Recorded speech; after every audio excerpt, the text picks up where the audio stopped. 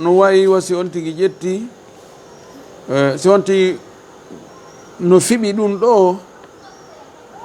ko wowla ɗo himo wattor ɗon kadi golleji goo yamiraɗi no wawi wa ƴettugol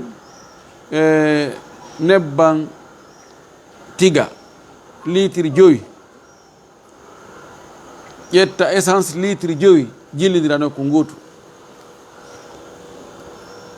siko nebban nan tun wonno feere ɗan nafayno siko essence on tun wonno feere nafayno kono si jillidirama haray nafatande kadi ko hibbugol ko noon ɗiɗo bonnayɗi l'islamu si wattidama e golle ko l'islamu yamiri kon neɗɗo goto o waɗi ɗum no o waɗi ɗum ɗa waɗi ko ɗum ɗa e contraire muɗum nafatama e hunde ɗum ɗo woni feccere arande nden ka keferagal ɓurgal mawnude ngal ɗon waɗi pecce 6 en jantike ɗen on pecce thaniyan ɗimmum ɗum kufrun asgaru ko keferagal fanɗugal gayru mukhrijin min al millati ngal yaltinta e nder diina few on tigi heddoto seeɗa himo nder toon seeɗa yalti huwa ngal keferagal ɗon woni ma la yunaqidu asla al imani koko tawata firtata lasri liman o bal accu kono yunqisuhu no ɗuyta noon lasri liman o wa yudifu no lo'ina lasri liman o kono wala yaslibu sahibahu sifata al islami ɓorata joom muɗum sifa l'islam on wonde ko o julɗo wa yakunu sahibuhu kono wonduɗo e mum on wonay muta'arridan hino weɓiti lil wa'idi wonande kamba ida lam yatub minhu so tubali e konko waɗi ɗon ko tawata bonnata l'islamu on few kono ɗuytay ha lutta gokkum so mayi o tubali hara mo weɓitani kamba sunnoygol taw hay so luttoyali ka yiite wa gadi atlaqahu shari'u gonɗi waɗo sharia on bugike ɗum ɗon werliti ɗum inni ɗum ala ba'di al ma'asi e yoga e bakkatuji wa dhunubi e goopi ala sabili zajri wa tahdidi e laawol gufugol e kambugol hulɓingol ñaaɗugol hulɓina li annaha min khisali l kufri sabu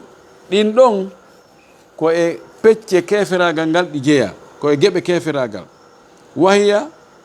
ɗin noon la tasiru ila haddi l kufri l akbari ɗi hewtata ka dottode ka keerol keferagal ɓurgal mawnude wa ma kana min hadha nawi ko woni konko e onone ɗo jeeya fa min kaba'iri dhunubi ɗum wiyete ko e bakkatoji jani ɗin mawɗi ɗin wa huwa ɗum ɗo muqtadin ɗum ɗo no ñaawi no landi listihqaqil wa'idi jojjudugol e kamba wal adabi e lette kono dunal khuludi fi nnari ko gayi luttoygol ka yiite hewtta toon wa sahibu hadha al kufri jongal keferagal ɗo mimman tanaluhum no jeeya e ɓe ɓen ɓe tawata heɓoyayɓe hendoytoɓe shafa'atu shafi'ina tefoɓe kono haray ɓe laafiɗe ngal goy andino ko bakkatuji jani ɗin ɗon hiɗe wi'e waɗo sharia wi no wi goɗɗi goo ko keferagal mo waɗi ɗum hara woni kefeero kono ko fanda ɗon wigol o woni kefeero ko hulɓingol ko ñaaɗugol fi on tigi yiltito wona o ndem hara o hewtoyi keferagal mawgal ngal wolɗen ɓaawo ngal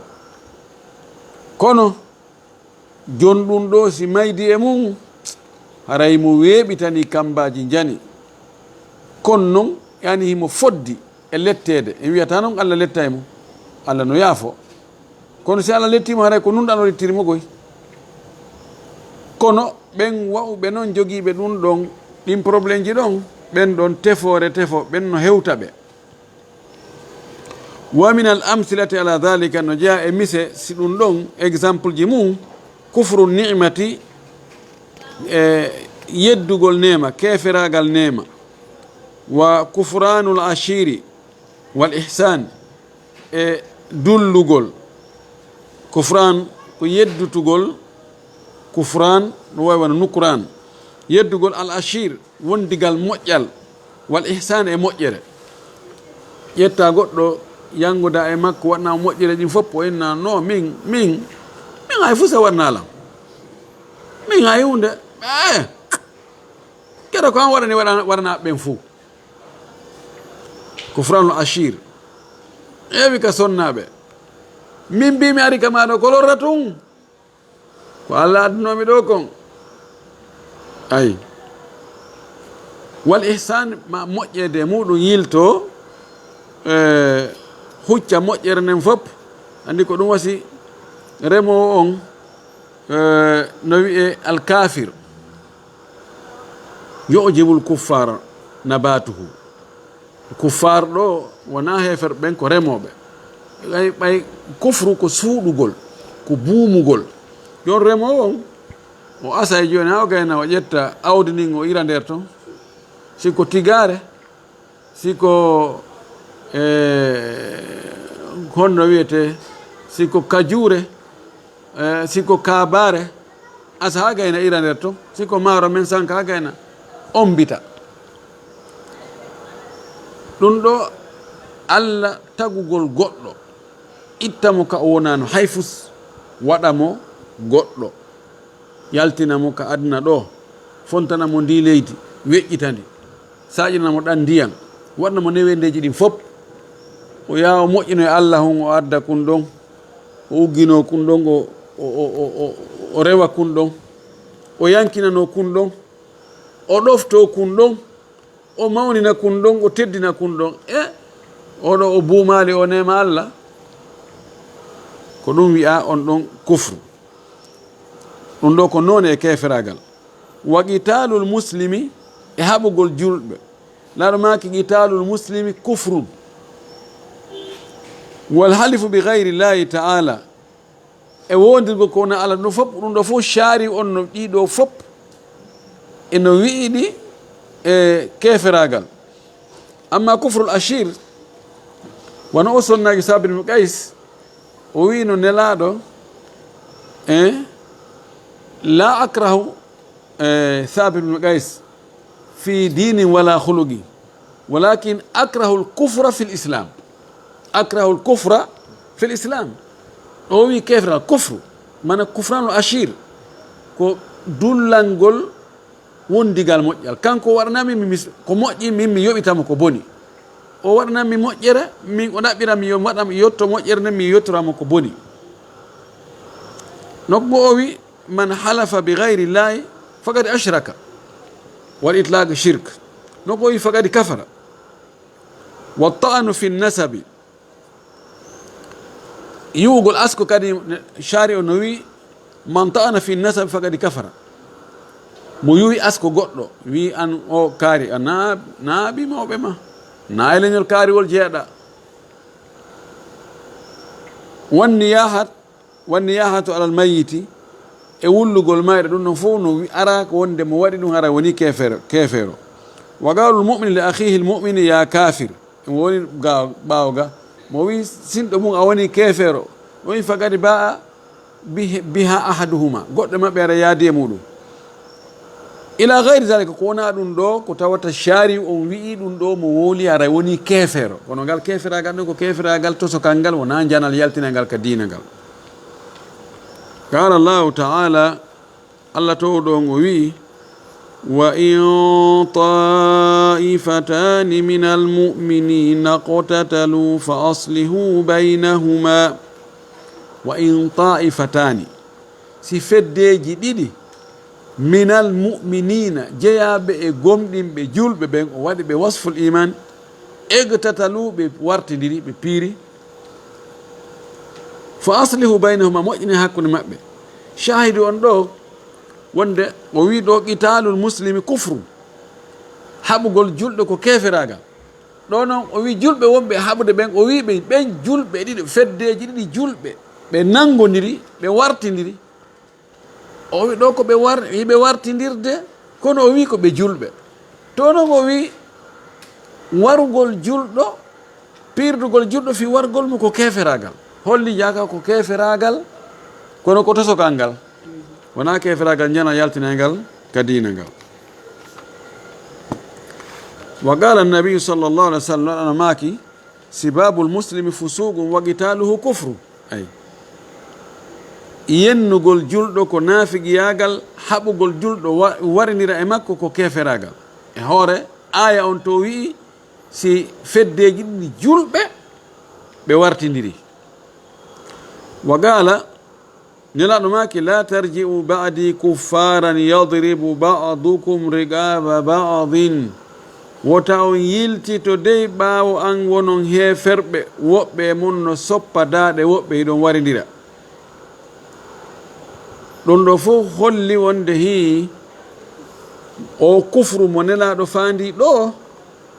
wona kufru yaltinowo ka dina sina ɗum haray maku makko on kanko nelaɗo e daarol allah ngol to lutodiri wa qala allaɗo maki man halafa bi gayri llahi faqad ashraka aw kafara o maaki mo wondiri ko wona allah haray o shirki ma o heforɗin ni holli ɗo ko keferagal tosokal ngal wa qala nelaɗo maaki ithnatani fi nnasi huma bihim kufrun aw hum bihima kufrun ko on noon riwayami mi andi hum bihima kufrun الطعن في النسب والنياحة على الميت nelaɗo maki piiji ɗiɗi e nder yimɓe ɓen ɓe woniray sabu ɗin ɗon heferɓe isnani fi nnasi hum bihima kufru piiji ɗiɗi e yimɓe ɓen ɓe wonay heferɓe sabu ɗin ɗon waɗgol ɗin ɗon ɗiɗi honɗi woni ɗin ɗiɗi atta'anu fi nasabi yuwugol asko yuwugol langawol goɗɗo lasilankagal goɗɗo wonni yahatu al mayiti e wullugol mayɗo fesugol mayɗo linta moƴƴi makko ɗin kaari mo kaari waɗana ɗum hunde kaari waɗana hunde kaari idan ɗum ɗo waɗi itla kufru kono ɗo ko kufru duna kufrin mana ko al kufru al asgaru alladi la yukhriju min al milla fiyo en waawu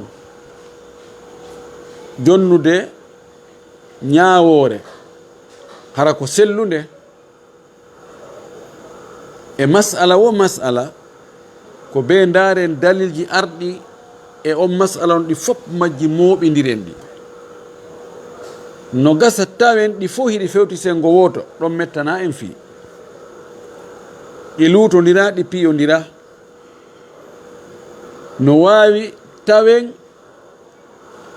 iɗi no woodi kadi buɓɓodiri seeɗa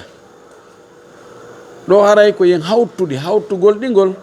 ko yen ƴettu goɗɗi go waɗen e o place ɗo ƴetten ɗiɗa waɗen o place ɗo yani an nunazzila al ahadith al mutaaridatu dhahir ala al ahwal al mukhtalifa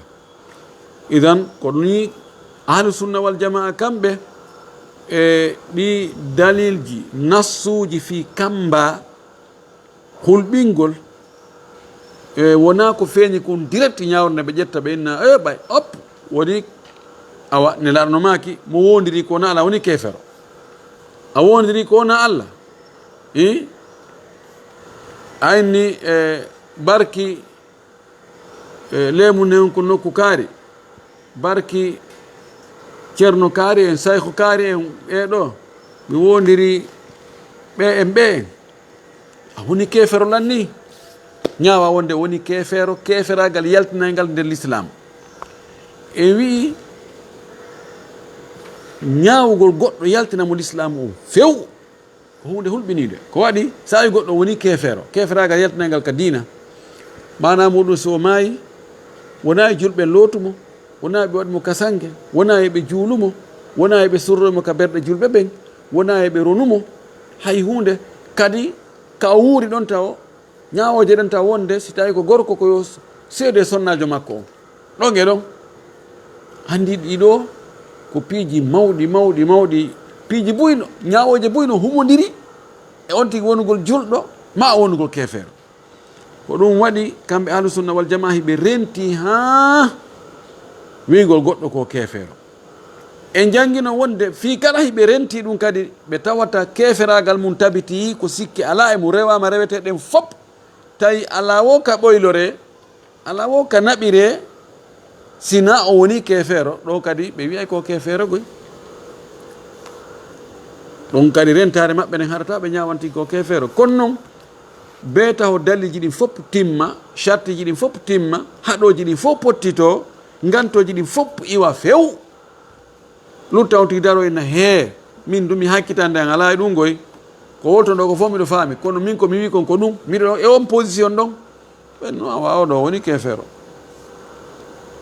yentori Allah subhanahu wa ta'ala yo Allah faami en dina kam faamu selluɗo o arsi kayen kadi gollitugol ko faamu ɗen kon o jaɓana en ko golluɗen kon fof inchallahu lasili arowo ɗo on no humodiri e o lasili ɗo nde wonno ka alqur'ana e ka sunnanelaɗo sallallah alih w sallam en taway toon nasuji bus kambaji no ɗuuɗi e muɗum goɗɗi goo sa ƴetti tun siko aya goto ƴettuɗa ɗon on ɗon a pratiquemo e hoore yimɓe ɓen golleji maɓɓe ɗin a yaltinayi ɓurɓe ɗurde ɓen ka nder l'islam kono kadi ka hadisaji en o jantanto en ɗo ahlu sunna wal jamaa kamɓe sifa ɗin ɗo nasuji ko honno ɓe gerdita e majji en tori Allah yo allahu tawnu en darsuji ara ɗin yeeso yo Allah naadu en aljanna yo Allah yewta en bakkartuji men ɗin fof Allah waɗen e malaɓe yo Allah ƴettu en e hoore haray mo yiɗen mo yarli en waɗa en natoɓe aljanna wa akhiru da'wana an alhamdulillahi rabbil alamin wa sallallahu wa sallam wa baraka ala nabiyyihi al amin